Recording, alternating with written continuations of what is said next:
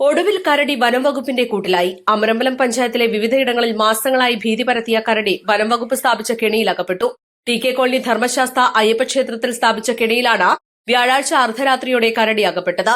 പൂജാദ്രവ്യങ്ങൾ ഭക്ഷിക്കാനായി പഞ്ചായത്തിലെ T K colony, Kavalamukkatta, Chulliyode, Chettippadam, Olarvattam, punch തുടങ്ങിയ മേഖലകളിൽ ക്ഷേത്രങ്ങളിൽ കരടിയെത്തുന്നത് പതിവായിരുന്നു.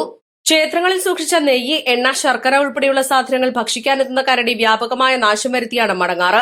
ഒപ്പം കൃഷിയിടങ്ങളിൽ സ്ഥാപിച്ച തേൻപെട്ടികൾ തകർത്തും തേനടകൾ ഭക്ഷിക്കുന്നതും കർഷകർക്ക് വൻ നഷ്ടമാണ് വരുത്തിയിരുന്നത്. സ്വത്തുവകകൾക്ക് മാത്രമല്ല മനുഷ്യജീവനും ഭീഷണിയായി മാറിയ കരടിയെ പിടികൂടണമെന്ന നാട്ടുകാരുടെ നിരന്തര ആവശ്യത്തെ തുടർന്ന് വനവകുപ്പ് മേഖലയിൽ 2 കെണികളും കരടിയുടെ നീക്കം നിരീക്ഷിക്കാൻ ക്യാമറകളും സ്ഥാപിച്ചിരുന്നു. എന്നാൽ കൂട്ടിൽ കയറാതെ ക്ഷേത്രങ്ങളിലെത്തിയ കരടി നാശം വരുത്തുന്നത് തുടരുകയായിരുന്നു.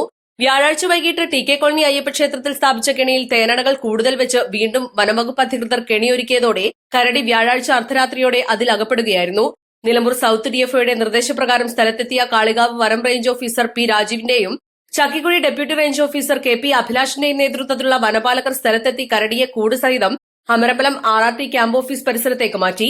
വെറ്റനറി സർജനെത്തി പരിശോധന നടത്തി ഉന്നതാധികാരികളുടെ നിർദ്ദേശപ്രകാരം തുടർ നടപടികൾ സ്വീകരിക്കുമെന്ന് റേഞ്ച് ഓഫീസർ പറഞ്ഞു. അതേസമയം കാലങ്ങളായി ജനവാസ മേഖലയിൽ ഭീതി വിതച്ച കരടിയെ പിടികൂടിയതോടെ ആശ്വാസമായെന്ന് വാർഡ് മെമ്പർ രമ്യ പറഞ്ഞു. ഒരുപാട് നാളായിട്ട് ടി കെ കോളനിയുടെ മനസ്സമാധാനം കെടുത്തിക്കൊണ്ടിരിക്കുന്ന ഒരു കരടിയായിരുന്നു. അതിനെ ഇന്ന് 12 മണിയായപ്പോഴത്തേക്ക് അതിസാഹസികമായ രീതിയിൽ തന്നെ പിടികൂടിയിട്ടുണ്ട്. അത് കൂട്ടിക്കേറിയിട്ടുണ്ട്. രാത്രി 8 മണി വരെ പ്രദേശവാസികളെല്ലാം ഇവിടെ തന്നെ ഉണ്ടായിരുന്നു. കൂട്ടില് അതിന് കരടി കയറാൻ വേണ്ടിയിട്ട് എല്ലാ സാധന സാമഗ്രികളും എത്തിക്കുകയും ഫോറസ്റ്റ് ഡിപ്പാർട്ട്മെന്റിലെ ആൾക്കാരും ഇവിടെ ഉണ്ടായിരുന്നു. ഇനി ഒരിക്കലും ഒരു കാരണവശാലും ആ കരടിനെ തുറന്നു വിടരുത് എന്ന് തന്നെയാണ് ഞങ്ങളുടെ അഭിപ്രായം. ഇനി ഒരു ബുദ്ധിമുട്ട് ഉണ്ടാകരുത്. ഇതിന്റെ പേരില് ഇതിനെ മൃഗശാലയിലേക്ക് കൊണ്ടുപോകണം തന്നെയാണ് ഞങ്ങളുടെ. 2025 ഫെബ്രുവരിയിലും മേഖലയിൽ ഭീതി വിതച്ച കരടിയെ സമാനമായ രീതിയിൽ പിടികൂടി കരിമ്പുഴ വന്യജീവി സങ്കേതം ഉൾപ്പെടുന്ന കരുളായി വനത്തിൽ വിട്ടയച്ചിരുന്നു. എന്നാൽ ഈ കരടിയെ കാട്ടിൽ തുറന്നുവിടരുതെന്നും വിട്ടാൽ വീണ്ടും നാട്ടിലേക്ക് ഇറങ്ങാൻ സാധ്യതയുണ്ടെന്നും ഇതിനെ മൃഗശാലയിലേക്ക് മാറ്റണമെന്നും മുൻ വാർഡ് മെമ്പർ വി കെ ബാലസുബ്രഹ്മണ്യനും ആവശ്യപ്പെട്ടു. നമ്മൾ ഈ കരടീനെ ഇന്ന് ടി കെ കോളനി അമ്പലത്തിൽ വെച്ച് പിടികൂടി ഒരുപാട് നാളത്തെ കഷ്ടപ്പാടിന് ശേഷമാണ് നമ്മളിത് പിടികൂടിയിട്ടുള്ളത്. ഇപ്പോൾ DFO ആണെങ്കിലും റേഞ്ച് ഓഫീസർ ആണെങ്കിലും ഡെപ്യൂട്ടി ആണെങ്കിലും ഒക്കെ പറഞ്ഞത് അവരുടെ വാക്ക് വിശ്വസിച്ചുകൊണ്ട് മാത്രമാണ് നമ്മൾ ഈ കരടിയെ ഇവിടുന്ന് കയറ്റാൻ സമ്മതിച്ചിട്ടുള്ളത്. അവർ കാഴ്ച ബംഗ്ലാവിലേക്ക് അത് വിടുകയുള്ളൂ. ഇപ്പൊ തൽക്കാലം അമരമ്പലം ഫോറസ്റ്റ് ഡിപ്പോയിൽ കൊണ്ടാക്കും. നാളെ രാവിലെ അതിനെ കാഴ്ച ബംഗ്ലാവിലേക്ക് കൊണ്ടുപോകുമെന്ന് ഉറപ്പ് തന്നതിന് ശേഷം മാത്രമാണ് നമ്മൾ ഈ കരടിയെ കൊണ്ടുപോകാൻ അയച്ചിട്ടുള്ളത്.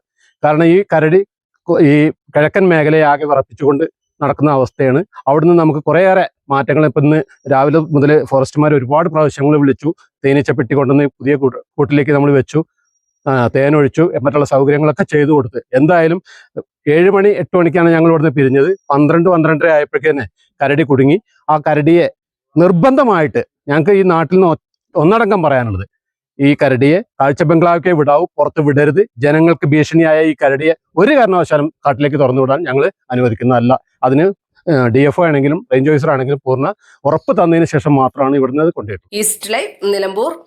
വെഡിംഗ് ആഭരണങ്ങൾ, ലൈറ്റ് വെയ്റ്റ് ഡെയിലി വെയർ ആഭരണങ്ങൾ, ഡയമണ്ട് ആഭരണങ്ങൾ എന്നിവ ഏറ്റവും കുറഞ്ഞ പണിക്കൂലിയിൽ നിങ്ങൾക്ക് സ്വന്തമാക്കാം. Haya gold and diamonds, Bandur and Elankur.